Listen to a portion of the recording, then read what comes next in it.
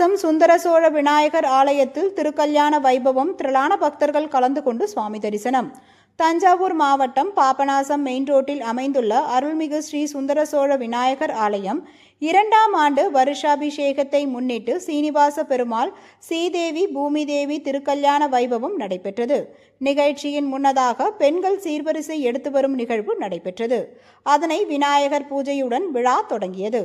அதனைத் தொடர்ந்து சங்கல்பம், கன்னியாதானம் உள்பட சகல சம்பிரதாயங்கள் தொடர்ந்து அக்னி ஹோமம் பார்க்கப்பட்டு மங்கள வாத்தியங்கள் முழங்க சுவாமி சீனிவாச பெருமாளுக்கும் ஸ்ரீதேவி மற்றும் பூமிதேவி தாயாருடன் திருக்கல்யாண வைபவம் நடைபெற்றது.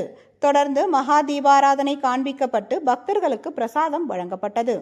இதில் சிவசங்கீதம் பேலஸ் உரிமையாளர் சிவலிங்கம் குடும்பத்தினர் மற்றும் முக்கிய பிரமுகர்கள், திரளான பெண்கள் கலந்து கொண்டு சுவாமி தரிசனம் செய்தனர். ஏற்பாடுகளை சிவலிங்கம் குடும்பத்தினர் செய்திருந்தனர்.